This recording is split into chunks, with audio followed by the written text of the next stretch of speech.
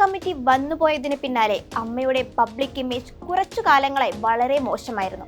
അമ്മയിലെ ചേരിതിരിവും പ്രശ്നങ്ങൾ വരുമ്പോൾ മോഹൻലാൽ അടക്കമുള്ള സീനിയർ ആക്ടേഴ്സിന്റെ രാജിയും ഇറങ്ങിപ്പോക്കുമൊക്കെ ഫുള്ളൊരു അവിയൽ പരുവമായിരുന്നു അമ്മ.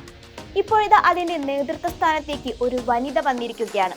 ഒരു കാലത്ത് മലയാളത്തിന്റെ പോൺ നായിക എന്ന് വരെ വിളിച്ചും ഒരു പ്രത്യേകതരം കാറ്റഗറിയിൽ മാത്രം ഒതുക്കി നിർത്തിയ നടി ശ്വേതാ മേനോൻ. മലയാള സിനിമയിൽ ഒരു മാറ്റത്തിന് തുടക്കം കുറിച്ചവൾ.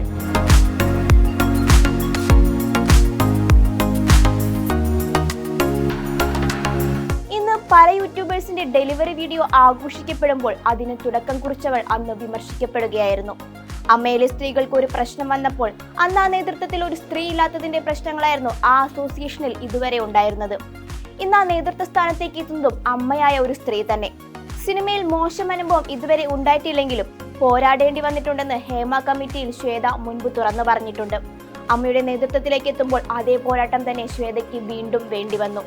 വ്യക്തിഹത്യ ചെയ്തും മാനം കെടുത്തിയും തൽപര കക്ഷികൾ നടത്തിയ പ്രകടനങ്ങൾ അമ്മയുടെ ചരിത്രത്തിലെ ആദ്യ വനിതാ പ്രസിഡന്റായി മുന്നേറി കാറ്റിൽ പറത്തിയിരിക്കുകയാണ് നടി ശ്വേതാ മേനോൻ. കപട സദാചാരത്തിന്റെ പേരിൽ അശ്ലീല ചിത്രത്തിൽ അഭിനയിച്ചു എന്ന ആരോപണം ചൂണ്ടിക്കാട്ടിയപ്പോൾ അതേ സിനിമയ്ക്കാണ് അവർക്ക് സംസ്ഥാന അവാർഡ് ലഭിച്ചതെന്ന് മറന്നുപോയി.